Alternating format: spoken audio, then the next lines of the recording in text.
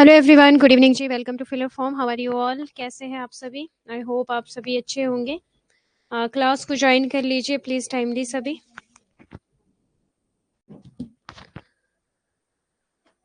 Audio clear है सभी को? अभी वीडियो का मैं करती हूँ, कुछ कैमरा नहीं चल रहा है, तो वेट अ मिनट, मैं इसको रिसॉल्व करती हूँ।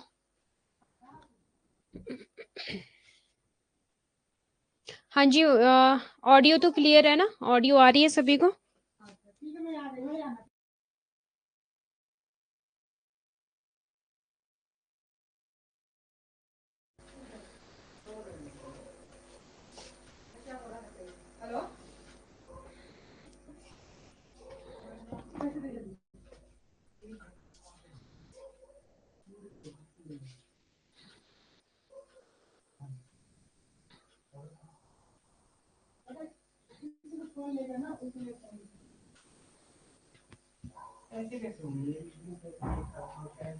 Good evening ji Poonam Gill ji. Audio video okay.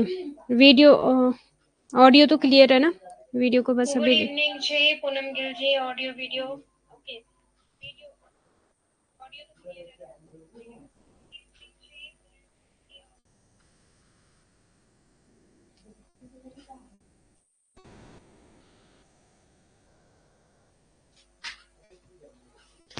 हाँ जी, done. We want JRF June 2024। Yes yes yes, okay. So let's start. आज हम करने वाले हैं, आपकी यूनिट चल रही है unit 5 business statistics and I am Priyanka. मैं आपको पढ़ाती हूँ पेपर 2 कॉमर्स। डेली आपकी क्लास होती है फिलर फॉर्म की ऐप पर 5 PM to 6 PM।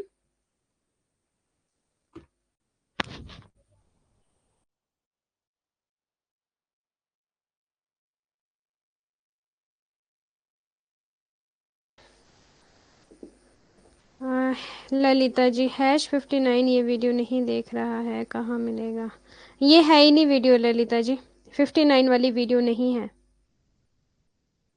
डायरेक्ट आपकी 60 है। ठीक है, तो ये वीडियो है नहीं, तो डोंट वरी, क्योंकि वो थोड़ा सा हैश वाला ना ऊपर नीचे हो गई थी नंबरिंग, उस वजह से मैंने नंबर को करेक्ट करने के लिए #60 कर लिया, क्योंकि वो वाली आपकी 6 मतलब 60 वाली क्लास थी वो। ठीक है, #60 वाली। Okay, good evening Richa Panwar ji, how are you? Okay, so करते हैं क्लास को स्टार्ट। कोई डाउट है किसी का तो प्लीज एक बार पूछ लीजिए। आज हम ट्राई करेंगे कि आज हम बिजनेस स्टैटिस्टिक्स कवर कर लें। एक दो टॉपिक अगर रह जाएंगे तो वो फिर हम कल कर लेंगे। ठीक है। अच्छा, मुझे ये बताओ कि 2 घंटे मुझे आपकी क्लास लेनी है, मतलब इस वीक में या फिर नेक्स्ट वीक, मीन्स ये कंटिन्यू 2 घंटे क्लास लेनी है मुझे आपकी। तो आप कब हो आप फ्री कि हाँ मैं आपको 2 घंटे दे सकूं? क्योंकि आपकी 7 PM पेपर 1 की भी क्लास होती है ना, तो उसके वो भी है इशू। बता दो मुझे टाइमिंग। ओके मैम, मैंने बहुत ढूंढा वो वीडियो। ओहो ललिता जी, थी नहीं वो वीडियो तो।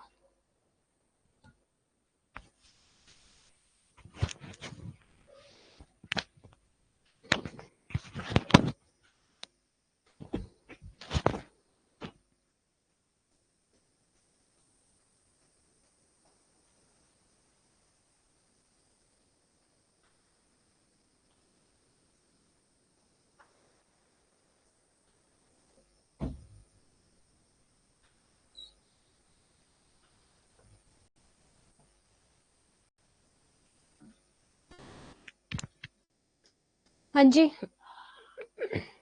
4 बजे मैथ की मैम, 4 to 6 के लिए। 4 to 6 तो 4 PM तो आपकी मैथ की क्लास होती है ना। क्या करें, संडे को ले ले 2 घंटे क्लास, इस संडे 7 to 8, 8 to 9, ये वाली टाइमिंग ठीक है संडे की? 7 to 8, 8 to 9। जल्दी से मुझे बताओ, कभी भी ले लेना। चलो ठीक है। कल कल की क्लास ज्वाइन की थी आप लोगों ने? कल आपकी क्लास हुई थी? कल मैंने आपको प्रोबेबिलिटी करवाया था, और आज हम करने वाले हैं प्रोबेबिलिटी डिस्ट्रीब्यूशन। ठीक है, और कुछ फॉर्मूले करेंगे प्रोबेबिलिटी के, इंपॉर्टेंट है। डिफरेंट फॉर्मूलाज प्रोबेबिलिटी, यहाँ से एग्जाम में क्वेश्चन पूछा जाता है।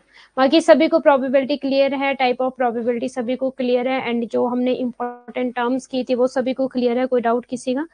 ओके ओके, कल की क्लास की थी आप लोगों ने? मीन्स क्लास में तो, लाइव क्लास में तो काफी कम ज्वाइन हुए थे, बट रिकॉर्डेड क्लास देख ली थी क्या कल? कल मुझे करनी तो 5 PM थी क्लास स्टार्ट, बट कुछ प्रॉब्लम की वजह से 5:20 पे आपकी क्लास स्टार्ट की थी मैंने। कल की क्लास 5 बजे नहीं दिखा रहा था। हाँ, 5 बजे नहीं की ललिता जी, कल आपकी क्लास स्टार्ट की थी 5:20 पे। एक्चुअली ग्रीन शीट ही मेरी निकल गई थी, तो उस वजह से फिर टाइम लग गया था मुझे सेटअप करने में चीज़ों को। So no problem. Okay, let's start. आज हम करने वाले हैं different probability formulas, very very very important, जो कि यहाँ से एग्जाम में क्वेश्चन पूछे जाते हैं।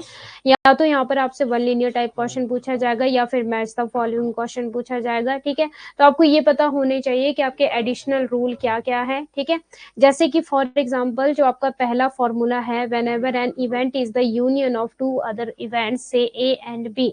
यूनियन का क्या मतलब होगा यहाँ पे, प्लीज ध्यान देना। अगर ए आएगा ना तो फिर आपका बी नहीं आएगा उस कंडीशन में। ठीक है, ये दोनों ही अलग होंगे। और यूनियन का जो साइन होता है ये इस तरह का होता है। और यूनियन जो होता है ये पहली बात तो ये और हो गया। ठीक है, और यू इस तरह से यूनियन का साइन हो जाएगा और प्लस लग जाएगा। ठीक है, जहां पर आपका एंड आएगा इट मीन्स के ए एंड बी एक साथ आ सकते हैं। ठीक है, और एंड का मतलब हो जाएगा मल्टीप्लाई। इतना क्लियर है? और इसका जो एंड की जगह जो आपका लगेगा वो लगेगा इंटरसेक्शन, इस तरह से। इतना क्लियर है सबको? रिकॉर्डेड क्लास देखी है? ओके गुड, मुझे लगा क्लास नहीं है तो मैं नहीं कर पाई। क्यों, मैंने क्लास रीशेड्यूल तो की थी 5:20 पे, तो शो नहीं हो रहा था क्या आप लोगों को? कल मैंने जो कल सोचा था, कल मैंने आपकी क्लास लेनी थी 5 PM to 6 PM, और कल ही हमारा यूनिट 5 कंप्लीट हो जाता, बट कुछ इश्यूज की वजह से नहीं कर पाए।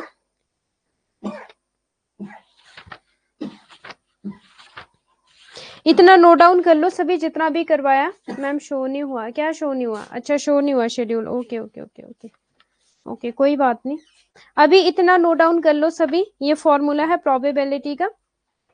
प्रोबेबिलिटी का मतलब क्या होता है, कोई मुझे जल्दी से बताएगा? What is the meaning of probability? किसी इवेंट के होने की संभावना क्या है। ठीक है, वो हो जाता है हमारा प्रोबेबिलिटी।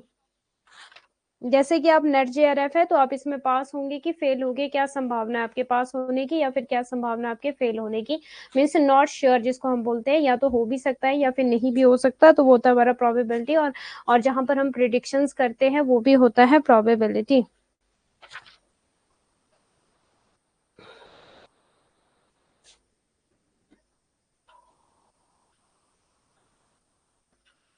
एक और चीज आपको जो करनी है खुद से, प्रोबेबिलिटी मास फंक्शन कर लेना। ठीक है, पीएमएफ।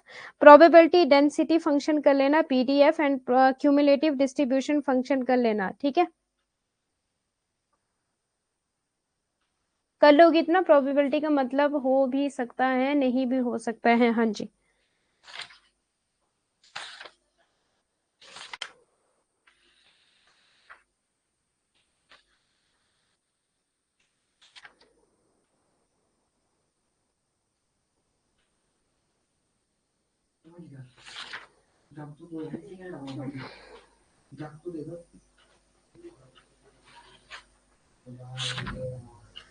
यस। अब हम बात करते हैं एडिशनल रूल की, mutually exclusive and not mutually exclusive.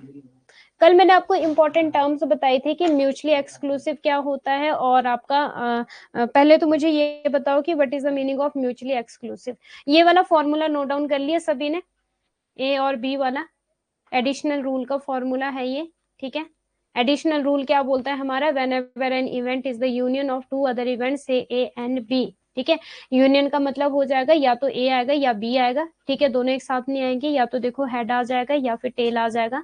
एक ही टाइम पे दोनों नहीं आ सकते, हेड और टेल। क्लियर है? तो ये हो गया हमारा म्यूचुअली एक्सक्लूसिव, और इसका जो हमारा फॉर्मूला है वो है हमारा ए और बी, पी आपका ब्रैकेट में ए प्लस पी ब्रैकेट में बी, और माइनस आपका पी ए आपका और इंटरसेक्शन बी। ठीक है, और ठीक है यू वाला भी यही आपका, बस यहाँ पे इन्होंने ये कर दिया है ए और की जगह म्यू ये कर दिया है यू। ठीक है, यूनियन। अब जो मैं आपको फॉर्मूले लिखवाऊंगी वो प्लीज लिखते रहना। एडिशनल रूल में अपने पास नोट डाउन करो। एडिशनल रूल, दो कंडीशन है आपके पास, कौन कौन सी दो कंडीशन है? एक तो है आपका म्यूचुअली एक्सक्लूसिव,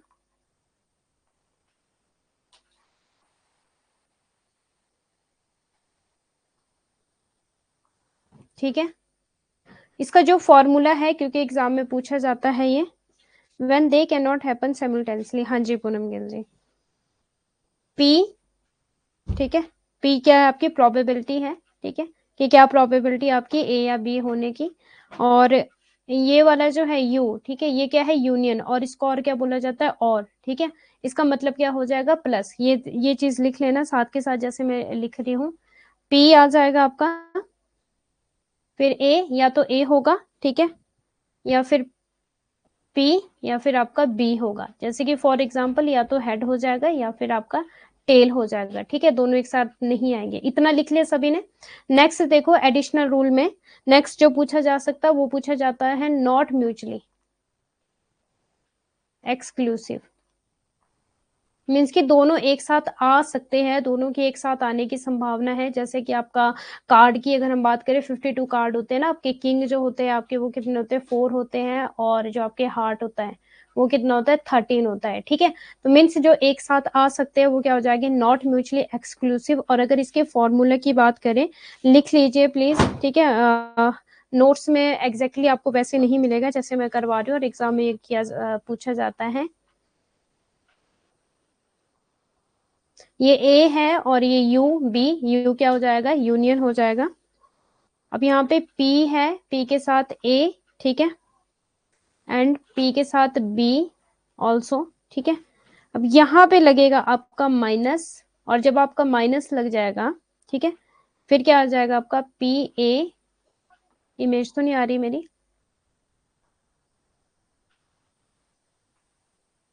माइनस हो गया पी ए, ब्रैकेट में ए होगा, और इंटरसेक्शन आपका नीचे की तरफ यू हो जाएगा पी बी, पी बी, ठीक है।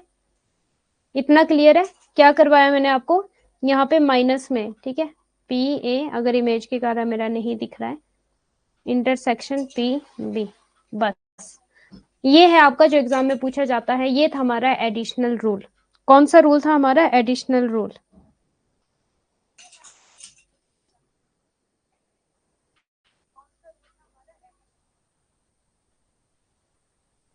क्लियर है जी आपको इतना?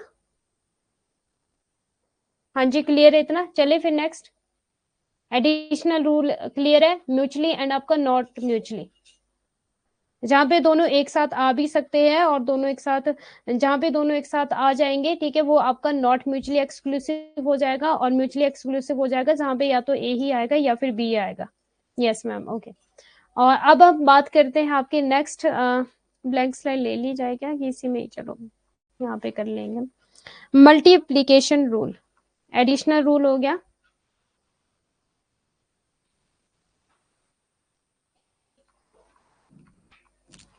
ऐसे ही अपने पास लिख लो प्लीज, ठीक है, पहले एडिशनल रूल लिख लो। मल्टीप्लिकेशन रूल में क्या हो जाए आपका, देखो जो मैंने पहले करवाया आपका वो था आपका थ्योरम ऑफ एडिशन, और अभी जो मैं करवा रही हूँ ये आपका थ्योरम ऑफ मल्टीप्लिकेशन, ठीक है। अब यहाँ पे भी आपका इसको फर्दर टू पार्ट्स में डिवाइड किया गया है। एक तो है आपका इंडिपेंडेंट, और एक है आपका इंडिपेंडेंट रूल हो गया, ठीक है, मल्टीप्लिकेशन में, और एक है आपका डिपेंडेंट रूल। इसके फॉर्मूले भी करवाऊंगी। जैसे कि हमारा एडिशनल में कौन सा था, म्यूचुअली था, और आपका नॉट म्यूचुअली था, ठीक है। और वैसे हमारा मल्टीप्लिकेशन में इंडिपेंडेंट रूल हो जाएगा और डिपेंडेंट रूल हो जाएगा। इंडिपेंडेंट का क्या मतलब हो जाएगा कि एक के होने से दूसरे पे कोई इफेक्ट नहीं पड़ेगा। फॉर एग्जाम्पल आपका जेआरएफ पे, ठीक है, आप जेआरएफ की जेआरएफ आपने करना है, ठीक है, तो इसका इफेक्ट ये सपोज आपके पास ए है, ठीक है, और बी, आपके किस चीज पे इफेक्ट नहीं पड़ेगा, आपके मीन्स खेल कूद पे, ठीक है। अगर आपका जेआरएफ हो जाता है तो आपके खेल कूद पे कोई इफेक्ट नहीं पड़ने वाला, नहीं होता तो भी इस तरह से कुछ, ठीक है। और डिपेंडेंट क्या हो जाएगा, जब एक के होने से दूसरे पे इफेक्ट पड़ेगा। फॉर एग्जांपल स्टडी का जो इफेक्ट है वो किस पे पड़ेगा, जेआरएफ पे पड़ेगा, ठीक है। अगर स्टडी होगी तभी जेआरएफ होगा, अदरवाइज जेआरएफ नहीं होगा। क्लियर है। और इंडिपेंडेंट का क्या मतलब हो गया कि एक के होने से दूसरे पे कोई भी इफेक्ट नहीं पड़ेगा। वो कौन सा रूल हो गया आपका, इंडिपेंडेंट रूल। अब हम यहाँ पे देखते हैं कि इसका फॉर्मूला क्या बनेगा इंडिपेंडेंट रूल का। इंडिपेंडेंट रूल का फॉर्मूला है जी आपका, लिख लो प्लीज, पी प्रोबेबिलिटी, ठीक है, ए, और ये हो गया आपका इस तरह से, ठीक है। इसको हम क्या बोलते हैं, और एक चीज एंड, ठीक है। और क्या होगा, मल्टीप्लाई, कि ये दोनों एक साथ आ सकते हैं, ठीक है। क्या होगा, multiply B bracket is equal to P A multiply P B. मतलब जो मैंने ये वाला करवाया ना आपको, इसका क्या मतलब है, या तो इसको एंड बोल सकते हैं या फिर इसको मल्टीप्लाई बोल सकते हैं। इट मीन्स कि ये दोनों एक साथ आ सकते हैं, ए और जो बी है वो दोनों एक साथ आ सकते हैं, क्योंकि ये दोनों ही इंडिपेंडेंट है, ठीक है। और अगर हम डिपेंडेंट की बात करें तो डिपेंडेंट का फॉर्मूला क्या बन जाएगा आपका, P probability A intersection B bracket is equal to P A. अब यहाँ पे थोड़ा सा आपको चेंज मिलेगा, मल्टीप्लाई पी, और ये जो बी है, ठीक है, बी के साथ ये जो डंडा से लगा है ना स्लैश सा, ठीक है, और ए। इसका मतलब ये है कि ए के कारण बी आ सकता है, मीन्स कि अगर आप ज्यादा स्टडी करोगे तो इसका इफेक्ट किस पे पड़ेगा, जेआरएफ पे, ठीक है। आपका जेआरएफ आ जाएगा। ये ए डिपेंडेंट है, ए जो है वो डिपेंडेंट है बी पर। क्लियर है इतना, यस या नो, जल्दी से मुझे बताओ, इतना क्लियर है।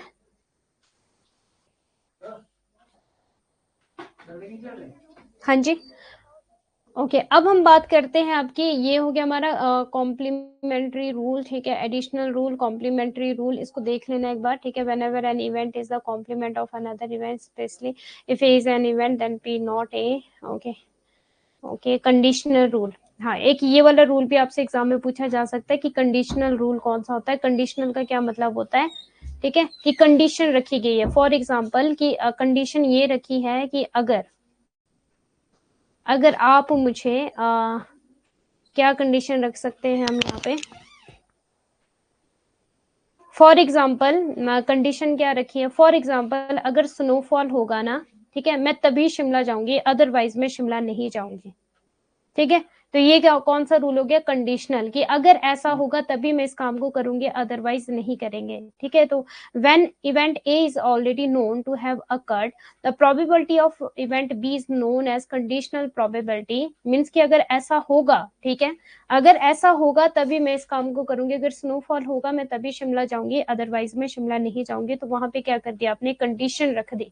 तो कंडीशनल का क्या हो जाएगा आपका, पी, ठीक है, ब्रैकेट शुरू बी, बी और बी के बाद आपका ये किसी को इसका नेम पता है, एक्चुअली मैं भूल गई है कोई क्लास में, ठीक है, बी और जो ए है, ठीक है, ए डिपेंड किस पे करेगा, मेरा बी पे डिपेंड करेगा, ठीक है। ए के कारण अगर स्नोफॉल होगा मैं तभी शिमला जाऊंगी, अदरवाइज मैं नहीं जाऊंगी, ठीक है। तो ये हमारा कंडीशनल रूल है। फिर is equal to P A आपका इंटरसेक्ट बी, मीन्स कि ये दोनों एक साथ आ सकते हैं, ए और बी, ये आपका इंटरसेक्शन नीचे को हो जाएगा, ठीक है। इसका मतलब एंड होता है और मल्टीप्लाई होता है, मीन्स कि या तो ए भी आ सकता है बी भी आ सकता है, ये दोनों एक साथ आ सकते हैं, ठीक है।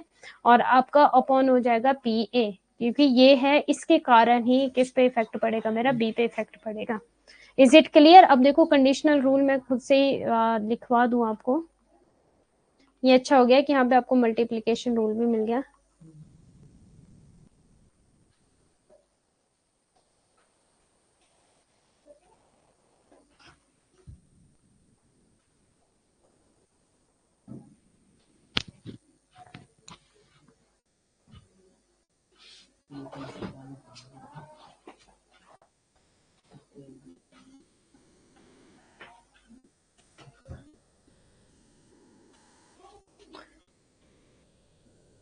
P B A probability, P B A इस तरह से, is equal to P A, is equal to P A आपका इंटरसेक्शन बी, ब्रैकेट शुरू, अपॉन पी ए। ठीक है, ये हमारा इसकी वजह से, ठीक है, इसकी वजह से अगर स्नोफॉल होगा मैं तभी क्या करूंगी, शिमला जाऊंगी, अदरवाइज नहीं जाऊंगी। कंडीशन रख दी। ये तो था हमारा कंडीशनल रूल। ठीक है, ये सबसे इजी है आपका, क्योंकि यहाँ पे सिर्फ आपका एक ही रूल फॉलो होना है और इसी से बनती है आपकी बेस थ्योरम। ठीक है, जो अभी हम पढ़ेंगे। बेस थ्योरम भी आपकी कौन सी होती है, कंडीशनली होती है, बट यहाँ पे जे और एच होता है सबसे मेन, या फिर आई भी पूछा जा सकता है समटाइम, कि नंबर ऑफ कंडीशन की एक ही नंबर नहीं। अगर स्नोफॉल होगा मैं तभी शिमला जाऊंगी। ठीक है, और अगर मेरे पास किराया होगा मैं तभी शिमला जाऊंगी। सेकंड कंडीशन ये है। फर्स्ट कंडीशन स्नोफॉल है। थर्ड कंडीशन अगर मेरा मन करेगा मैं तभी शिमला जाऊंगी। ठीक है, फोर्थ कंडीशन ये है कि मुझे अगर गाड़ी मिलेगी तभी मैं शिमला जाऊंगी, अदरवाइज मैं नहीं जाऊंगी। फिफ्थ कंडीशन, मतलब बायस थ्योरम क्या हो जाता है कि एक से ज्यादा कंडीशन हो जाती है तो उसको बोला जाता है कौन सी थ्योरम, बायस थ्योरम, जो हम अभी पढ़ेंगे। ठीक है, वो भी आपकी कंडीशन से ही निकल कर बनी है आपकी बायस थ्योरम। इतना क्लियर है? अभी सुन लो, हमने करा था एडिशनल रूल। ठीक है, जल्दी से मुझे रिप्लाई करते रहो। एडिशनल रूल में हमने दो चीजें करी, एक तो हमने बताया म्यूचुअली एक्सक्लूसिव वाला, ठीक है, और एक हमने बताया नॉट म्यूचुअली एक्सक्लूसिव वाला। ठीक है, इनके फॉर्मूले कर लिए हमने, आपने नोट डाउन कर लिया होगा, आई होप सो। फिर उसके बाद हमने किया probability formula with multiplication rule. Means multiplication का क्या मतलब था, ए एंड बी। ठीक है, जहाँ पे एंड लगे इट मीन्स यहाँ पे मल्टीप्लाई आ जाएगा। ठीक है, और इट मीन्स की यहाँ पे इंटरसेक्शन लग जाएगा। ठीक है, और एडिशन में क्या आ जाएगा, हमारा यूनियन लग जाएगा। यूनियन का क्या मतलब होता है आपका, ये आपका की पॉइंट है, कीवर्ड है। यूनियन का मतलब कि अगर ए आएगा तो बी नहीं आएगा, अगर बी आएगा तो ए नहीं आएगा। ठीक है, एक ही समय पर। मल्टीप्लीकेशन का क्या रूल था कि हाँ दोनों एक साथ अकर हो सकते हैं। When an event is the intersection of two other events. ठीक है, इंटरसेक्शन इसका क्या है, की पॉइंट है, और यूनियन आपका एडिशनल का की पॉइंट है। ठीक है, ये थ्योरम्स है। Of two other event, that is event A and B need to occur simultaneously, ये दोनों एक साथ आ सकते हैं, बट एडिशनल रूल में ए एंड बी एक साथ नहीं आ सकते। ठीक है, देन पी आपका इंटरसेक्शन बी, ठीक है, ब्रैकेट शुरू, और फिर पी, और जो ये डॉट दिख रहा है आपको ये मल्टीप्लाई है। ठीक है, तो कंफ्यूज मत होना एग्जाम में, पी ए भी आ सकता है और प्रोबेबिलिटी बी भी आ सकता है in case of independent event. और अगर डिपेंडेंट इवेंट की बात करें तो पी आपका इंटरसेक्शन बी वही होगा, इजिकल टू पी ए। ठीक है, और उसके बाद डॉट, फिर पी, ठीक है, फिर बी, और आपका ये जो स्लैश है, ठीक है, फिर आपका ए आ जाएगा। मीन्स इसके होने से डिपेंडेंट, मीन्स ये दोनों क्या होंगे, एक दूसरे पे डिपेंड है। बी और ए जो है वो एक दूसरे पे डिपेंड है, ए जो है वो डिपेंड है बी पे। क्लियर है? जैसे कि अगर मैं आपको एक और एग्जांपल दूं कि देखो जो आपकी टी बनती है या तो वो विदाउट मिल्क होती है या फिर विद मिल्क होती है। ठीक है, तो जब विद मिल्क हो जाएगी तो आपकी कौन सी हो जाएगी, डिपेंडेंट हो जाएगा। जब विदाउट मिल्क हो जाएगी, ठीक है, तो वो कौन सी हो जाएगी, इंडिपेंडेंट हो जाएगा। ठीक है, जैसे कि आपकी मिल्क एंड टी है एग्जाम्पल आपका।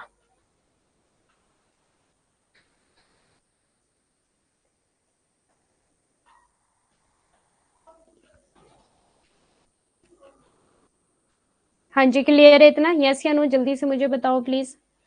और टाइप्स ऑफ प्रोबेबिलिटी हमने कल कर लिया था, क्लासिकल, एम्पिरिकल। ठीक है, और ओके, अब हम स्टार्ट करते हैं बायस थ्योरम। वेरी वेरी इंपॉर्टेंट, ये किसकी तरह, it is also called condition.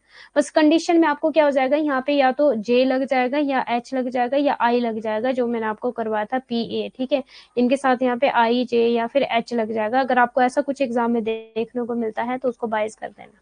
ठीक है, बायस का यहाँ पे तो जब मैंने कंडीशनल प्रोबेबिलिटी आपको करवाई थी तो एक कंडीशन हो सकती है। ठीक है, बट बायस थ्योरम में क्या है कि एक से ज्यादा कंडीशंस हो सकती है। ओके, सो देख लीजिए प्लीज एक बार। Bayes theorem describe the probability of an event based on the condition of occurrence of the other events. It is also called conditional probability. It helps in calculating the probability of happening of one event based on the condition of happening of another event, कि एक के होने से तभी दूसरे पे फर्क पड़ेगा। जैसे मैंने आपको एग्जांपल दिया, अगर स्नोफॉल होगा शिमला में मैं तभी जाऊंगी शिमला, अदरवाइज मैं नहीं जाऊंगी। तो ये क्या कंडीशन है हमारी, स्नोफॉल कंडीशन है, कि इसके होने से ही इफेक्ट पड़ेगा आपके बी पर। फॉर एग्जाम्पल ये आपका ए है, ठीक है, और बी फॉर एग्जाम्पल आप हो। ओके, अब देखो इसका जो फॉर्मूला है, यहाँ से एग्जाम में क्वेश्चन पूछा जाता है।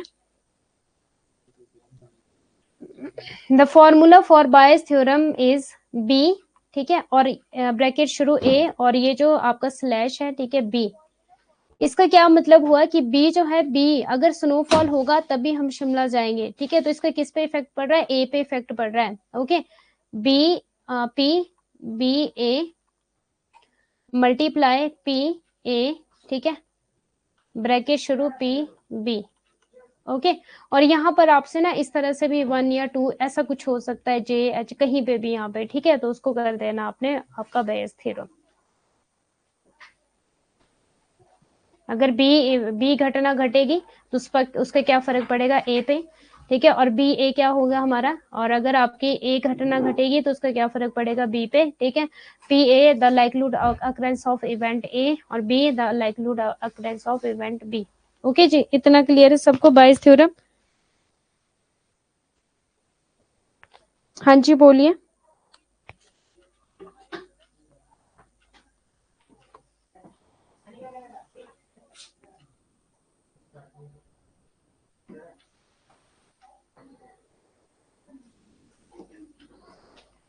ओके गुड, अब हम स्टार्ट कर, हाँ एक और चीज यहाँ पर आप देख सकते हो, ये वाला वैसे एग्जाम में क्वेश्चन पूछा जाता है बायस थ्योरम का, ये वाला, ठीक है। तो प्लीज यहाँ पे देख लो, पी ए बी, ठीक है, पी और आपका ए इंटरसेक्शन बी अपॉन आपका बी, ठीक है। इसके होने से, इस बी के होने से क्या इफेक्ट पड़ रहा है आपका ए पे, ठीक है, ये कंडीशन है। यहाँ पे भी बी कंडीशन है, और यहाँ पे आपकी, ठीक है, ये, ठीक है, ए बी, ओके। अब देखो, P A the probability of A occurring, B the probability of B occurring, PA the probability of A given B, BA the probability of B given A, and आपका intersection the probability of both A and B occurring, ठीक है। मैंने बोला था कि जब आपका intersection लगता है इट मीन्स कि ये दोनों एक साथ हो सकते हैं, ठीक है। और जब आपका यूनियन लगता है इट मीन्स ए और बी एक साथ नहीं आ सकते, हेड और टेल जो है वो एक साथ नहीं आ सकता, ठीक है। बट टी, ठीक है, ओनली टी और मिल्क वाली टी ये एक साथ आ सकती है, या तो आप एक बार टी बना लो या फिर उसमें मिल्क डाल लो तो भी टी बन जाएगी आपकी, ठीक है। विदाउट मिल्क और विद मिल्क भी आपकी टी बनती है। हाँ जी, इतना क्लियर है। अब हम करते हैं probability distribution, very very very important. यहाँ से मीन्स जो प्रोबेबिलिटी वाला है यहाँ से डेफिनेटली एक क्वेश्चन तो बनेगा, और बहुत ही इजी है। अगर हम प्रोबेबिलिटी की बात करें, अगर हम फॉर्मूलाज की बात करें, अगर हम टाइप्स की बात करें, और अगर हम डिस्ट्रीब्यूशन की बात करें, सिर्फ 3 से 4 चीजें हैं जो आपको पढ़नी है, बाकी कुछ भी नहीं है प्रोबेबिलिटी में, और ये आपको 2 नंबर दे के जाएगी, ठीक है। आपको पता है यूजीसी नेट में आपके 2 मार्क्स इंपॉर्टेंट होते हैं, 2 नंबर आपके प्रोबेबिलिटी से आगे, ठीक है, 2 नंबर आपके डिस्पर्शन से आगे, 2 नंबर आपके स्क्यूनेस से आगे, 2 नंबर आपके कोरिलेशन से आगे, ठीक है। तो इस तरह से अगर मान लो 5-6 क्वेश्चन भी पूछे जाते हैं आपसे बिजनेस स्टैटिस्टिक्स के, हाँ जी, इनवर्स प्रोबेबिलिटी हो जाएगा आपका बायस थ्योरम, क्योंकि यहाँ पे क्या लगा दी, कंडीशन लगा दी, कंडीशन लगा दी, तो इसलिए आपका इनवर्स प्रोबेबिलिटी हो जाएगा। गुड पूनम गिल जी। अब देखो प्रोबेबिलिटी डिस्ट्रीब्यूशन क्या हो जाएगा, think of a probability distribution is a big fancy that list that describe how likely each outcome is back to our chocolate. A probability distribution would be a neat table that says, hey, you have a 50% chance of getting a milk chocolate, 30% chance of picking a dark one, and 20% shot at one with nuts. The list gives you a full picture of all possibility and how likely each of them is.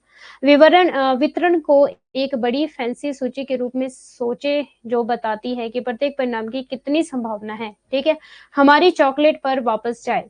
एक संभाव्यता वितरण, ये एक example है, एक साफ तालिका होगी जो कहती है अरे आपके पास मिल्क चॉकलेट पाने की 50% संभावना है, डार्क चॉकलेट ये, ठीक है। तो हमारा क्या हो गया, डिस्ट्रीब्यूट हो गया, प्रोबेबिलिटी डिस्ट्रीब्यूशन। अब अगर मैं बात करूं, यहाँ से आपके एग्जाम में क्वेश्चन पूछे जाते हैं, ये वेरी वेरी वेरी इंपॉर्टेंट है। सबसे ज्यादा अगर क्वेश्चन पूछे जाते हैं तो नॉर्मल डिस्ट्रीब्यूशन कर्व है, जो एनटीए वालों का फेवरेट है। कौन सा बोला मैंने, एनटीए वालों का फेवरेट कौन सा है, नॉर्मल डिस्ट्रीब्यूशन, जहां आपसे क्वेश्चन पूछा जाता है। तो डिस्क्रीट प्रोबेबिलिटी डिस्ट्रीब्यूशन हो जाएगा बाइनोमियल एंड पॉइजन, ये भी एग्जाम में क्वेश्चन पूछा जा सकता है। और कॉन्टिन्यूस प्रोबेबिलिटी डिस्ट्रीब्यूशन हो जाएगा नॉर्मल डिस्ट्रीब्यूशन। प्रोबेबिलिटी डिस्ट्रीब्यूशन को फर्दर 2 पार्ट्स में डिवाइड किया गया है। फर्स्ट वन है आपका discrete probability distribution, and second है आपका कॉन्टिन्यूस प्रोबेबिलिटी डिस्ट्रीब्यूशन। ओके जी, आई थिंक सो कि आज हम कवर कर लेंगे बिजनेस स्टैटिस्टिक्स, जहां तक मुझे लग रहा है, ठीक है। तो जल्दी जल्दी कवर करते हैं, इजी से टॉपिक है। क्या आपको सभी को समझ आ रहा है, नोट डाउन कर रहे हो सभी, यस या नो, प्लीज रिप्लाई करिए मुझे, समझ पा रहे हो सभी? हाँ जी बोलिए प्लीज। समझ आ रहा है सभी को? अब देखो probability distribution, discrete distribution, discrete का मतलब क्या हो जाता है अगर मैं सिंपल बात करूं, होल नंबर, ज्यादा ना कुछ बोलकर अगर मैं सिंपल बात करूं, डिस्क्रीट क्या हो जाएगा आपका, होल नंबर हो जाएगा। ठीक है, जैसे कि फॉर एग्जांपल अगर मुझे आपकी नंबरिंग करनी हो, ठीक है, तो मैं पूनम गिल को ये तो नहीं बोल सकती कि आप हाफ हो, मुझे क्या फुल ही कंसीडर करना पड़ेगा, क्योंकि ह्यूमन बीइंग तो हाफ हो नहीं सकता। हाँ, लेकिन अगर मुझे आपकी हाइट की बात करनी हो, ठीक है, आपके वेट की बात करनी हो, तो हाँ ये कुछ पॉइंट में जा सकता है, फॉर एग्जाम्पल 5.3, फॉर एग्जाम्पल 5.2, ये आपकी हाइट हो सकती है, ठीक है, कॉन्टिन्यूस। बट अगर मैं डिस्क्रीट की बात करूं, डिस्क्रीट में तो फुल नंबर जाएगा। ओके, तो अब देखो प्रोबेबिलिटी डिस्ट्रीब्यूशन क्या है, discrete distribution, random variable can only limited number of value, example number of head in 2 tosses, ठीक है।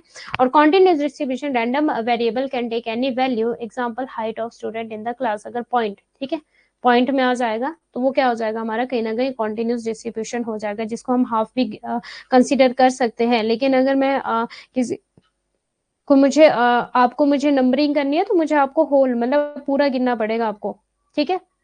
जैसे कि हमारी क्लास में कितने स्टूडेंट है, तो मुझे बोलना पड़ेगा 10 स्टूडेंट है, ठीक है, या फिर 20 स्टूडेंट है, इस तरह से। मैं ऐसा तो नहीं बोल सकती कि 11.5 स्टूडेंट है, ऐसा होगा क्या कभी भी? 11.5 स्टूडेंट हो सकते हैं क्लास में, या फिर 10.5 स्टूडेंट है, ऐसा हो सकता है क्या? या फिर मैं बोलूँ 10.5 स्टूडेंट है, ऐसा हो सकता है क्या? हाँ जी बोलिए।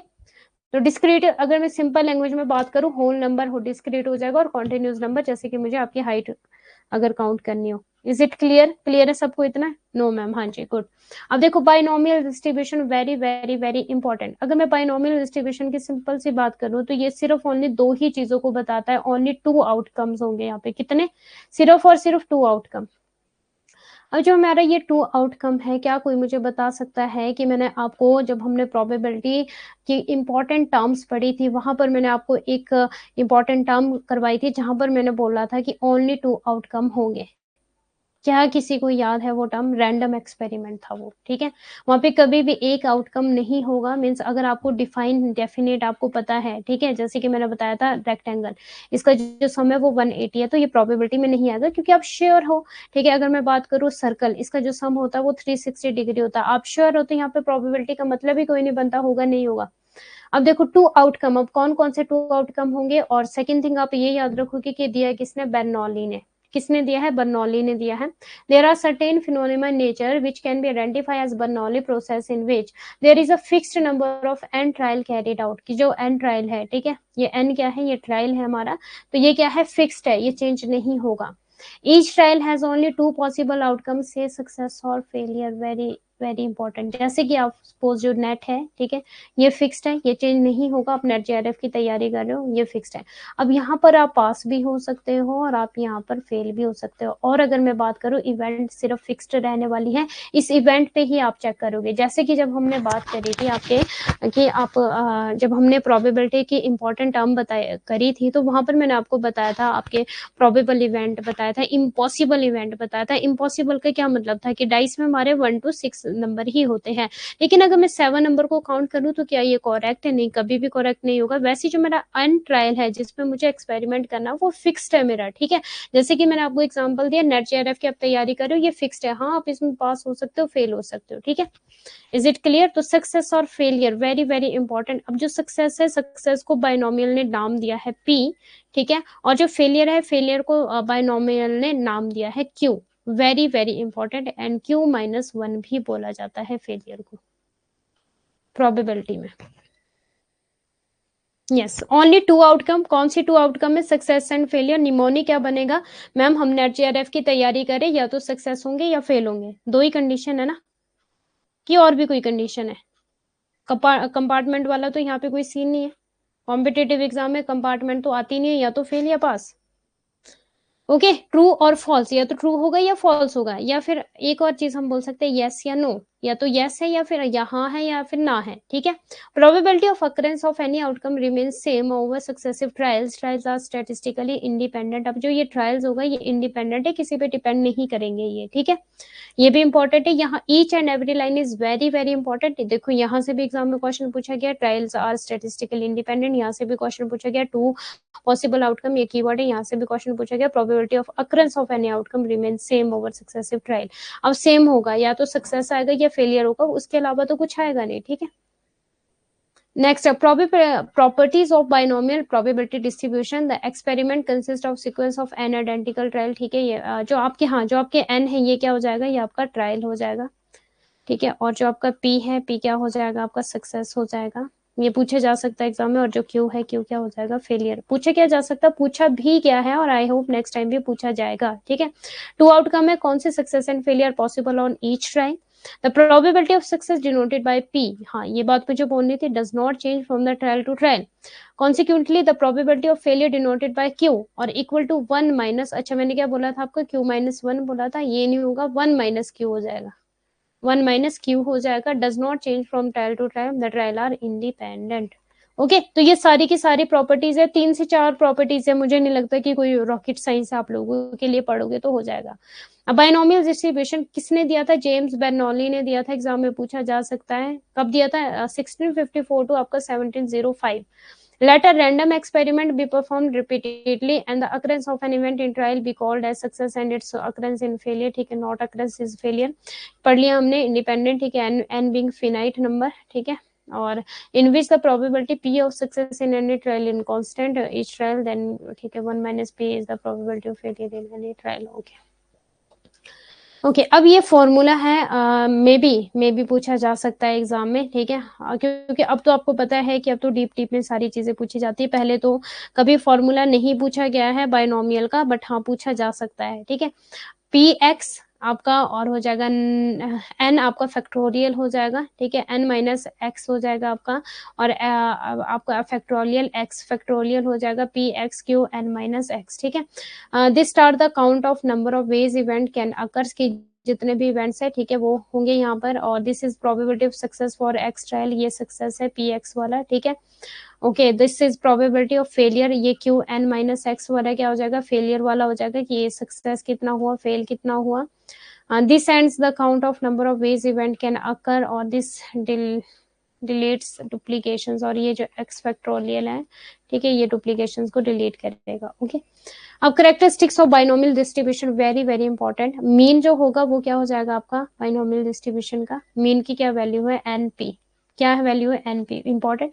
वेरिएंस क्या है, एनपीक्यू, वेरिएंस क्या है हमारा, एनपीक्यू। स्टैंडर्ड डेविएशन क्या है, ओके वेरिएंस होता क्या है, स्टैंडर्ड डेविएशन का स्क्वायर हो जाता है ना आपका वेरिएंस, यस या नो। वेरिएंस यही है ना कि जब हम स्टैंडर्ड डेविएशन को स्क्योर कर देते हैं तो वेरिएंस हो जाता है। स्टैंडर्ड डेविएशन क्या है, बस जो आपका एन पी और क्यू था उसको अंडर रूट ले लेना है, standard deviation. Movement generating function ये वाला देख लेना एक बार, ठीक है, और प्रोबेबिलिटी जनरेटिंग फंक्शन ये भी देख लेना। वैसे जो एग्जाम में क्वेश्चन पूछा गया वो मीन वेरिएंस स्टैंडर्ड डेविएशन से पूछा गया है, ठीक है। मीन आपका एनपी है, ठीक है, और आपका वेरिएंस आपका एनपीक्यू है। स्टैंडर्ड डेविएशन आपका रूट में हो जाएगा एनपीक्यू। वेरी वेरी इंपॉर्टेंट, तीनों लाइन प्लीज अपने पास नोट डाउन कर लो और यहाँ पे स्टार लगा लो, यहाँ से बहुत बार एग्जाम में क्वेश्चन पूछा गया है, ठीक है। 3 स्टार, सारा ही इंपॉर्टेंट है वैसे तो, बट देख लो इसको। अब हम बात करते हैं पॉइजन। और अच्छा मुझे ये बताओ कि जो आपका बाइनोमियल डिस्ट्रीब्यूशन है और जो आपका पॉइजन डिस्ट्रीब्यूशन है, ये डिस्क्रीट डिस्ट्रीब्यूशन है कि कॉन्टिन्यूज है, रिप्लाई फास्ट। डिस्क्रीट है कि कॉन्टिन्यूज है,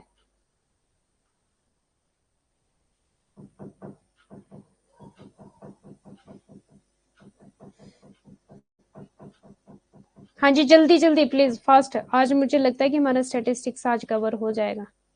नॉर्मल डिस्ट्रीब्यूशन कर्व भी करना है, स्टैंडर्ड एविएशन भी करना है मुझे आपको, जो नंबर करवाने थे। इंपेरिकल रूल 68, 95 एंड उसको 99 रूल बोला जाता है एग्जाम में भी। 68, 95 एंड डिस्क्रीट है, हाँ जी दोनों ही आपके डिस्क्रीट है, ओके गुड।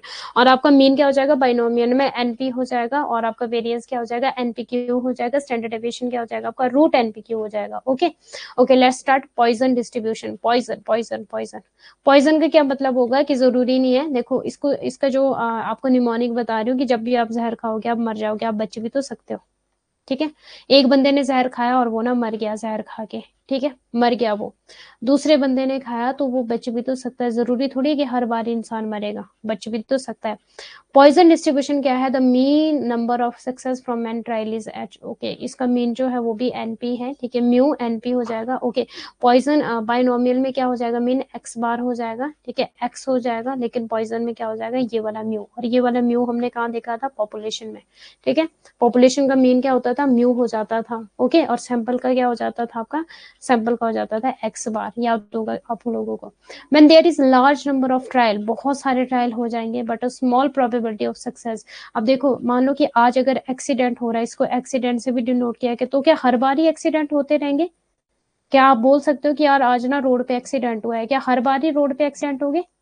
ठीक है, अब देखो जो ये बोला कि large number of trial, trial का क्या मतलब हो जाएगा, डेली, अब रोड है, रोड पे क्या चलती है, जल्दी से बताओ, गाड़ियां चलती है, व्हीकल चलते हैं रोड पे, ठीक है, तो वो तो चलते रहेंगे, पर जो एक्सीडेंट होगा वो बहुत कम होगा। अगर आज हुआ है तो जरूरी नहीं कि रोज रोज एक्सीडेंट होगा, क्या होगा, बहुत कम होंगे एक्सीडेंट, ओके। तो पॉइजन का मैंने क्यों बताया आपको कि आज अगर मान लो किसी ने जहर खा लिया और वो मर जाता है, ठीक है, तो हर बार तो नहीं है कि हर बार इंसान मरेगा, बच भी तो सकता, बचाया भी तो जा सकता है, इक्का दुक्का होगा जो मरेगा, बाकी बचाया भी तो जा सकता है, ठीक है। तो ये क्या था, निमोनिक था आप लोगों के लिए, तो ये मत सोचना मैम ने क्या जहर जहूर खिलाने वाली बात कर दी आज क्लास में, पॉइजन के उससे बनाया मैंने ये, ठीक है। और number of trial, large number of trial, आपको बेस्ट एग्जांपल है रोड है, जब भी रोड पे चलोगे तो क्या होगा, रोड पे चलोगे, गाड़ियां तो व्हीकल्स तो हमेशा चलेंगे, पर जो एक्सीडेंट होंगे वो रेयर होंगे, ठीक है। अब देखो, व्हेन देयर इज, बस यही है पॉइजन और कुछ भी नहीं है, बस यही था पॉइजन का मीनिंग, कुछ भी नहीं है। बाइनोमियल का मीनिंग बस ओनली टू आउटकम थे, सक्सेस और फेलियर। पॉइजन में लार्ज नंबर ऑफ ट्रायल हो जाएंगे, और एक एग्जाम में क्वेश्चन पूछा जाता है इनफाइनाइट, कौन से हो जाएंगे, इनफाइनाइट ट्रायल हो जाएंगे, बहुत सारे ट्रायल हो जाएंगे, बट जो एक्सीडेंट होगा वो रेयर होगा, ठीक है। But but small probability of success binomial calculation become impractical. अब जो बाइनोमियल है वो कहीं ना कहीं बोल रहा है कि वो ना इम्प्रैक्टिकल था बाइनोमियल, इसीलिए तो पॉइजन डिस्ट्रीब्यूशन आया कि ऐसा नहीं होता है, ठीक है। Number of death from horse kicks in the army in different years, the mean number of success from n trial is mu n p. जब बड़ी संख्या में परीक्षण हो लेकिन सफलता की संभावना कम हो तो द्विपद गणना अव्यावहारिक हो जाती है। उदाहरण, विभिन्न वर्षों में सेना में घोड़ों की लात से होने वाली मौत की संख्या एन परीक्षणों की संख्या औसत। अब देखो, अगर इन्होंने एग्जांपल दिया है कि मान लो जो नंबर ऑफ डेथ है ना हॉर्स किक इन आर्मी, तो वो हमेशा तो नहीं होगी कि सारे के सारे मर जाएंगे, कुछ तो होंगे जो बच जाएंगे, रेयर होगा जो मरेगा। अगर घोड़ा लत मार देता है, ठीक है, लात मार देता है, तो रेयर होगा जो मरेगा, बाकी तो हम ये नहीं बोल सकते ना कि सारे के सारे मर जाएंगे, ठीक है। और करेक्टरिस्टिक्स क्या है, it is a discrete distribution, और बाइनोमियल भी क्या है आपका, डिस्क्रीट है, ठीक है, ये तो क्लियर है। अकरेंस आर स्टेटिस्टिकली इंडिपेंडेंट है, और ठीक है।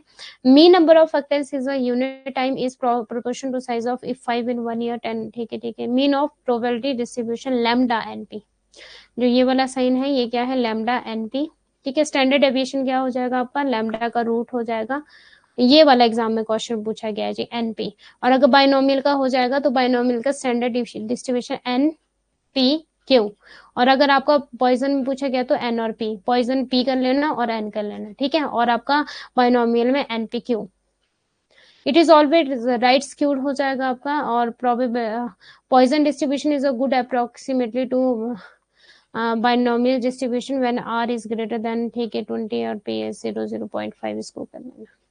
Poison distribute time interval और spiral region probability of event is small और success rate भी क्या हो जाएगा, small हो जाएगा।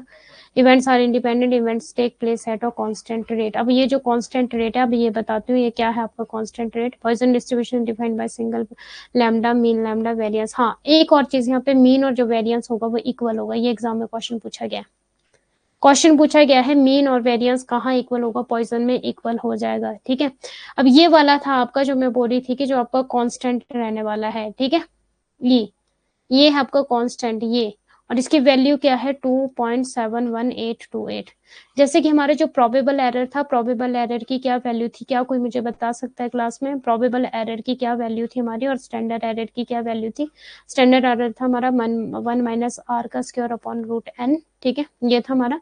प्रोबेबल एरर था हमारा 0.6745, ठीक है, और इंटू आपका स्टैंडर्ड एरर, ये था हमारा प्रोबेबल एरर। क्या किसी को याद है? हाँ जी। और वैसे ही हमारा पॉइजन डिस्ट्रीब्यूशन में क्या हो जाएगा, जो ई है हमारा कांस्टेंट जो है इलवर्स, ठीक है, 2.71828। और मीन, ये जो लैम्डा है ये क्या है, हमारा मीन है। लैम्डा क्या है यहाँ पर, मीन है, ठीक है। और मीन क्या है हमारा, एनपी। पॉइजन डिस्ट्रीब्यूशन का मीन भी एनपी है और बाइनोमियल का मीन भी एनपी है, बस यहाँ पे म्यू कंसिडर किया गया है मीन को, ठीक है, ये याद रख लेना। और जो बाइनोमियल है वहाँ पे एक्स बार है हमारा मीन, और जो पॉइजन है वहाँ पर हमारा म्यू है मीन, ठीक है। और मीन को और क्या बोला गया है, लैम्डा, ठीक है, ये जो साइन है लैम्डा का है। और ये एक्स क्या है हमारा, नंबर ऑफ एक्टेंस, 1 2 3 4 5, ठीक है, एसो ऑन। इज इट क्लियर, सबको क्लियर है इतना, बस ये था हमारा पॉइजन डिस्ट्रीब्यूशन। अब आता हमारा very very very important normal distribution, यहाँ पे भी 3 स्टार है, ये एंटी वालों का फेवरेट है। ऐसा कोई भी टाइम नहीं हुआ कि नॉर्मल डिस्ट्रीब्यूशन से क्वेश्चन ना पूछा गया हो। क्या समझ पा रहे हो मेरी बात को? हमने स्क्यूनेस पढ़ा, यस या नो? हमने डिस्पर्शन पढ़ा, हमने कोटोसिस पढ़ा। ये जो स्क्यूनेस और ये जो कर्टोसिस है ना, ये बहुत मिलता जुलता। और क्या पढ़ा था हमने, कर्टोसिस, स्क्यूनेस, टेल्डनेस वाला, टेल्डनेस में था आपका, ठीक है। अब देखो, स्क्यूनेस हमारा, ये था हमारा नॉर्मल डिस्ट्रीब्यूशन कर्व, ठीक है। हम पढ़ते आ रहे स्क्यूनेस, एक साइड ज्यादा है या लेफ्ट साइड या राइट साइड ज्यादा है, स्क्यूनेस, ठीक है। कर्टोसिस मतलब आपका या तो बहुत ज्यादा पिक्ड पे है या बहुत फ्लैटी है या मेसोकार्टिक है, ठीक है। हमने ये सारी चीजें पढ़ी थी। अब हम बात करते हैं normal distribution curve, very very important. किसने दिया था, गॉसियन। हाँ, नॉर्मल डिस्ट्रीब्यूशन कर्व किसने दिया था आपको, गॉसियन के नाम से भी जाना जाता है ये। और एक और चीज मुझे आपको बतानी है, बताना तो है मुझे आपको,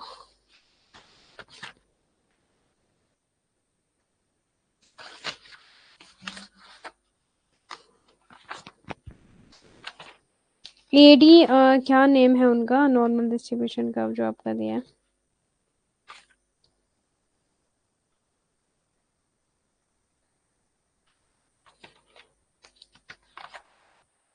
एडी करके नेम है कुछ, ठीक है।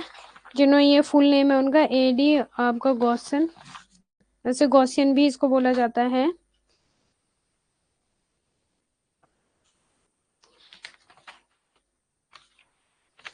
पर है कहाँ आपका, पियर्सन मोल्स क्यूनेस, ओके।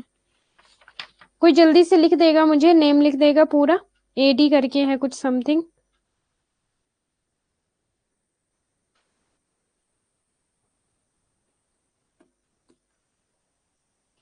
मेरे पास नोट्स में भी नहीं है दिया हुआ, नहीं दिया, नोट्स में भी नहीं दिया, ओके। डी मोवे, मोवरे, हाँ ऐसा करके है कुछ, डी मोवरे है, वेरी गुड, गॉसियन डी मोवरे है, ठीक है, सर्च कर लेना एक बार अपने पास। अब normal distribution also also known the Gaussian distribution भी इनको बोला जाता है, is a probability distribution that is symmetric about the mean, showing that the data near the mean are more frequent in occurrence than data from far from the mean. The normal distribution appear bell curve shaped भी इसको बोला जाता है। अब अगर मैं normal distribution की बात करूं, सिंपल सिंपल सिंपल सिंपल बिल्कुल सिंपल बात करूं, ये है मेरा नॉर्मल डिस्ट्रीब्यूशन कर्व, ठीक है। यहाँ पे जो मेरा मीन है, ठीक है, और मीडियन है, और जो मेरा मोड है वो क्या हो जाएंगे, जीरो, मीन से इक्वल हो जाएंगे, ठीक है। Mean mode and median equal हो जाएंगे, और जहां पे मीन मोड इक्वल नहीं होंगे वो क्या हो जाएगा, स्क्यूनेस हो जाएगा। हमने किया था ये, यस या नो, किसी को याद है? और इसको और क्या बोला जाता है, बेल शेप्ड कर्व। कौन सा, बेल शेप। पहला क्वेश्चन बनेगा गॉसियन, सेकंड बनेगा बेल शेप, थर्ड बनेगा mean mode median are equal या फिर zero. The normal distribution is a proper term of probability bell curve, very very important, each and every line is very very important, यहाँ से आप कुछ भी नहीं छोड़ सकते। In a normal distribution the mean is zero, ठीक है, मीन जो होगा हमारा वो क्या हो जाएगा, जीरो हो जाएगा, ये भी प्लीज लिख लेना। और जो मेरा स्टैंडर्ड डेविएशन होगा वो 1 हो जाएगा। इंपॉर्टेंट एग्जाम में क्वेश्चन पूछा गया, और किस तरह से क्वेश्चन पूछा गया, एनटीए वालों ने क्वेश्चन पूछा था एग्जाम में, अगर आप पीवाईक्यूज लगा रहे हो तो स्टैंडर्ड डेविएशन को बोला था 0 और मीन को बोला था 1, मीन्स ऑपोजिट दे दिया था, एक दूसरे का ऑपोजिट दे दिया था, तो रॉन्ग स्टेटमेंट थी। स्टैंडर्ड डेविएशन की वैल्यू 1 है और मीन की वैल्यू 0 है, ठीक है, प्लीज इसको कर लेना। It has zero skew and a kurtosis of 3। अब जीरो स्क्यूनेस हो जाएगा, और जो कर्टोसिस है हमारे, जो हमारे बीटा 3 था ना जो हमारा, ठीक है, ये वाला हो जाएगा हमारा, ओके। बीटा 2 की बात करूं तो बीटा 2 हमारा हो जाएगा 0 और बीटा 3 जो है हमारा वो हो जाएगा 1। नॉर्मल डिस्ट्रीब्यूशन असिमेट्रिकल, अब ये क्या है सिमेट्रिकल, सिमेट्रिकल का क्या मतलब होता है कि दोनों तरफ से ये सिमेट्रिकल है। असिमेट्रिकल क्या हो जाएगा जब ये जब एक साइड को ज्यादा जा रहा है एक साइड को कम जा रहा है। But not all symmetrical distribution are normal, ठीक है। अब हम बात करते हैं properties, very very very important. The normal distribution is the most common type of distribution assumed in the technical stock market and the standard normal distribution has two parameter, the mean and the standard। या यहाँ पे क्या normal distribution में और एक चीज क्या कौन कौन सी चीज आने वाली है, mean and standard deviation. Mean की वैल्यू 0 है, स्टैंडर्ड डेविएशन की वैल्यू हमारी 1 है, ठीक है। ये इंपॉर्टेंट है, ये नॉर्मल डिस्ट्रीब्यूशन में आता है और बेल शिफ्ट कर्व है, वेरी वेरी इंपॉर्टेंट, सिमेट्रिकल है, ठीक है, वेरी वेरी इंपॉर्टेंट। अब देखते हैं नेक्स्ट क्या है। In a normal distribution mean average जिसको बोलते हैं मीडियन, ठीक है, वो मीडियन जो वैल्यू होती है हमारी, मिड पॉइंट जो होता है, मोड मोस्ट फ्रीक्वेंट ऑब्जर्वेशन होती है, हमने सेंटर टेंडेंसी में किया था, इक्वल इक्वल हो जाएगी mean equal to median equal to आपका मोड, और ये या फिर 0 भी बोला जाता है समटाइम, ठीक है। These value represent the peak or highest point. The distribution then falls symmetrical around the mean, the width of which is defined by standard deviation। एक और चीज जो हमारा ये होता है ना, नॉर्मल डिस्ट्रीब्यूशन कर्व होता है, ठीक है। हाँ ठीक है, बता दिया, बताने की जरूरत इतनी है, जल्दी जल्दी से प्लीज कवर करते हुए चलें। लास्ट है हमारा आज बिजनेस स्टैटिस्टिक्स हमारा कंप्लीट हो ही जाएगा। अब देखो the normal distribution curve is bell shaped, पहला question. The mean mode median equal located at the center of the distribution, ठीक है, क्लियर है। The normal distribution curve is unimodal या फिर सिंगल मॉडल हो जाएगा, ये कौन सा मॉडल, यूनि मॉडल हो जाएगा, ठीक है। The curve is symmetrical about the mean, the curve is continuous, हमने पढ़ा था कि जो नॉर्मल डिस्ट्रीब्यूशन है वो कैसा है हमारा, कॉन्टिन्यूस प्रोबेबिलिटी है। The curve near touches the x axis, never touches, ठीक है। अब ये जो कर्व होता है, मैंने आपको एक जगह शायद में भी बताया था कि जो नॉर्मल डिस्ट्रीब्यूशन कर्व होता है, जो ये वाली चीज होती है कभी भी टच नहीं करेगी, ये मेरा एक्स एक्सिस है, ठीक है, इसको कभी भी टच नहीं करेगी। नॉर्मल डिस्ट्रीब्यूशन कर्व मेरा इस तरह का होता है, ठीक है, ये और ये कभी भी टच नहीं करेगा। The total area of under normal distribution curve is equal to 1 या फिर 100। अब जो टोटल एरिया होता है ना, अगर मैं यहाँ की बात करूँ ये भी 50% है, यहाँ की बात करूँ ये भी 50% है, आप इसको 100 बोलो या फिर आप इसको 1 बोलो, एक ही बात है, ठीक है। ये भी एग्जाम में क्वेश्चन पूछा गया है, जो दोनों साइड का होता है ये क्या होता है, 50-50% होता है।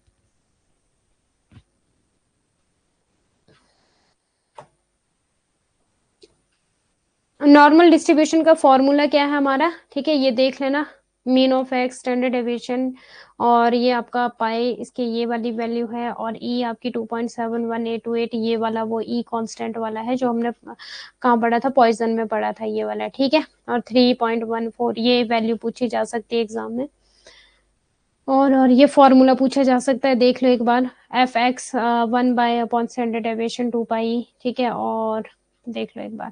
अब ये वाला एग्जाम में कुछ पूछा जाता है एम्पेरिकल रूल, ये कौन सा रूल है हमारा, स्टैंडर्ड डेविएशन का एक, और इसको बोला जाता है 68 आपका 95 99.7 रूल, ये एग्जाम में पूछा जाता है। गोल्डन रूल बोलते हैं इसको, कौन सा रूल बोलते हैं, ये पूछा जाता है एग्जाम में, ठीक है।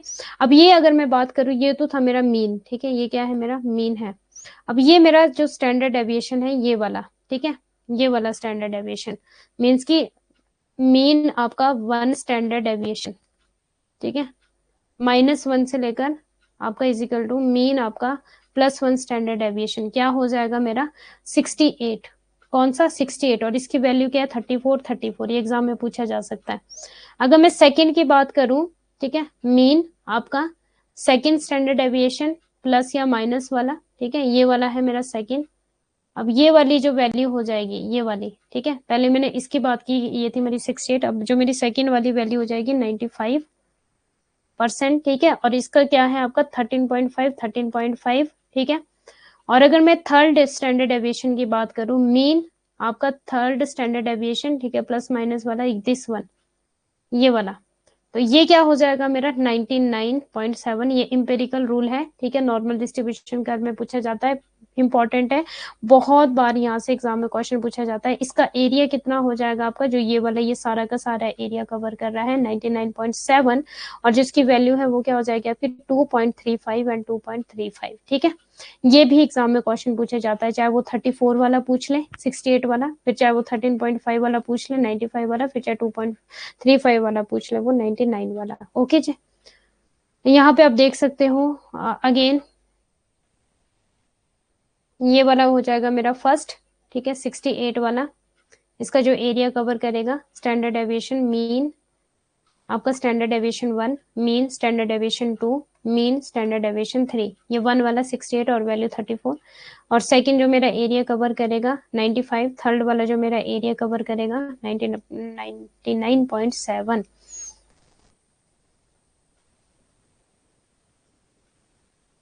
अब देखो यहाँ पे क्या, in mathematical the empirical rule says that in a normal data set virtually every piece of data will fall within the 3 standard deviation of the mean. The mean is the average of all the numbers. Mean standard deviation क्या हो जाता है, जो हमारा normal distribution curve होता है जिसका ये वाला एरिया कवर करता है, ये ठीक है, ये हो जाता है हमारा स्टैंडर्ड डेविएशन।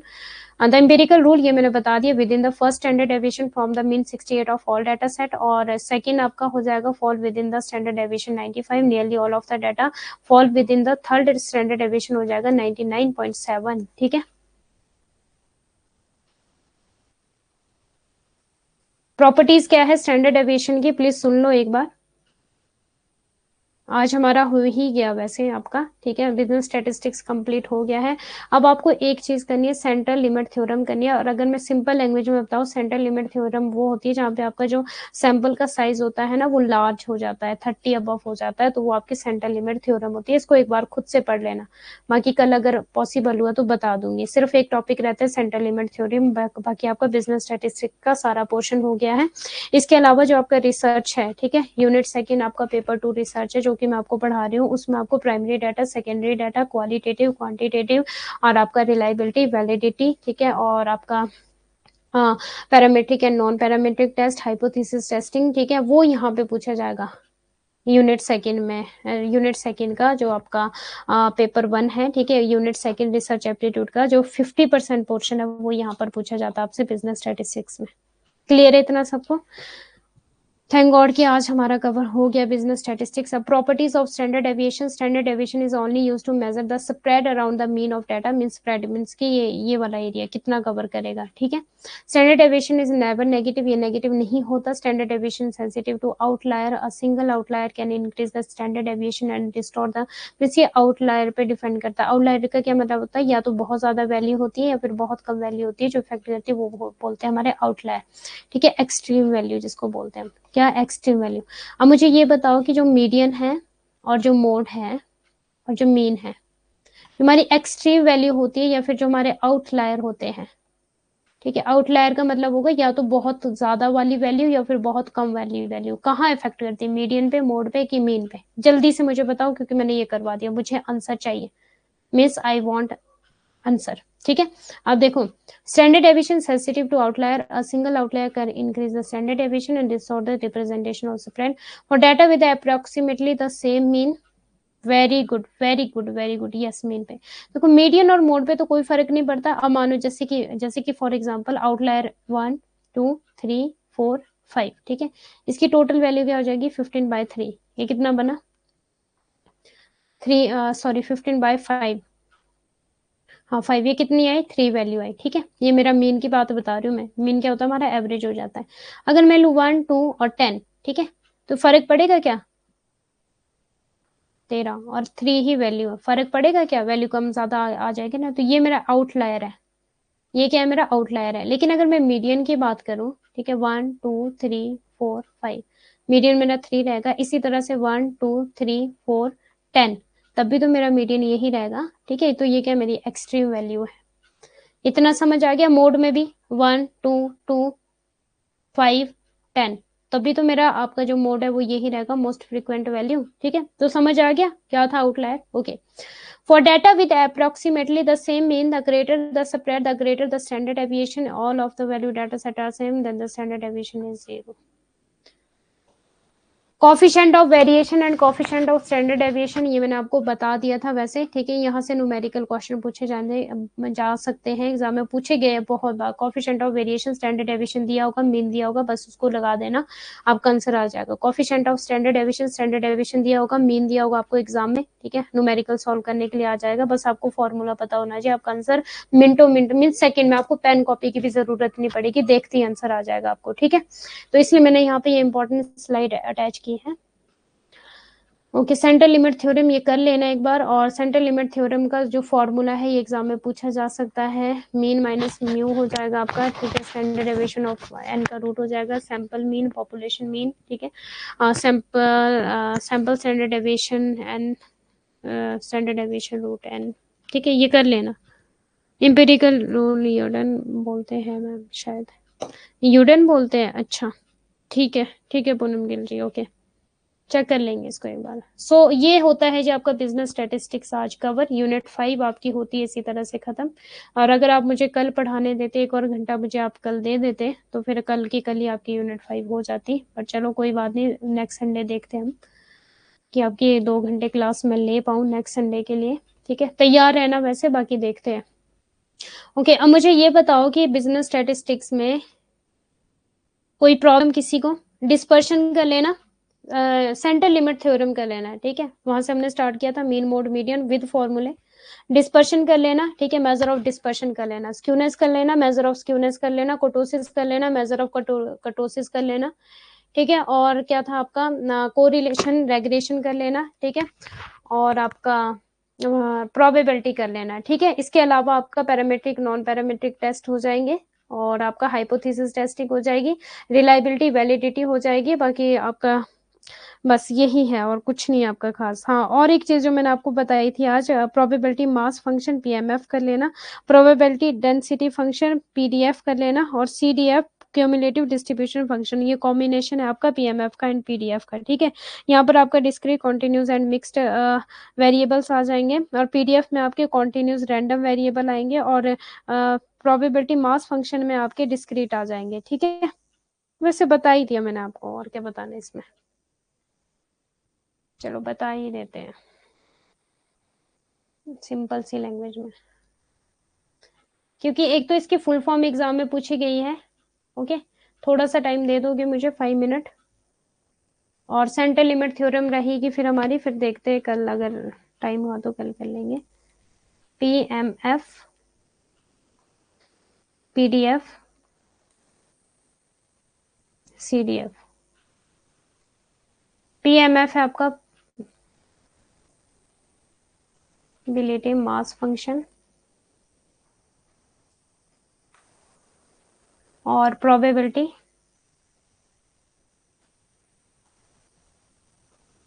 डेंसिटी फंक्शन,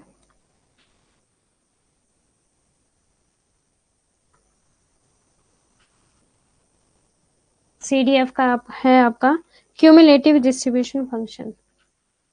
इसकी ना फुल फॉर्म पूछी गई है एग्जाम में, सीयू है, CUMMULATIV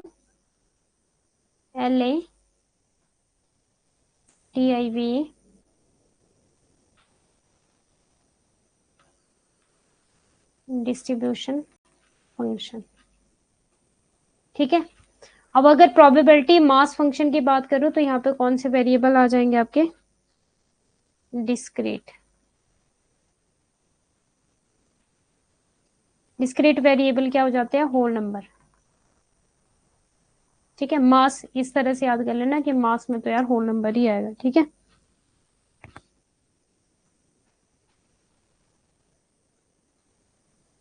और अगर बात करें प्रोबेबिलिटी डेंसिटी फंक्शन की, डेंसिटी यहाँ पर कौन से वेरिएबल आ जाएंगे? Continuous variable. Cumulative distribution function में क्या जाएंगे आपके? पीएमएफ एंड आपका पीडीएफ का कॉम्बिनेशन है, डिस्क्रीट एंड आपका continuous. Okay, so thank you so much. इसी के साथ साथ कल हम स्टार्ट करेंगे आपकी यूनिट 6 HRM। ओके जी, अब प्लीज बिजनेस स्टैटिस्टिक्स की रिवीजन कर लेना सभी, और पीडीएफ मिल गई थी सभी को, पीडीएफ मैंने कल अपलोड कर दी थी, बस अब ये लास्ट क्लास की पीडीएफ भी आज ही आपको दे दूंगी, ठीक है। थैंक यू जी all of you, bye bye, take care, God bless you.